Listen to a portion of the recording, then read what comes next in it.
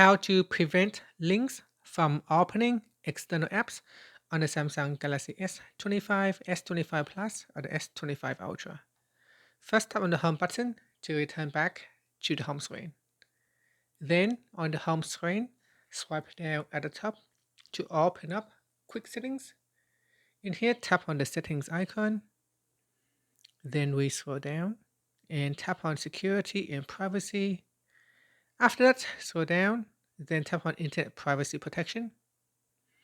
Now in here, scroll down and tap on Block Opening External Apps.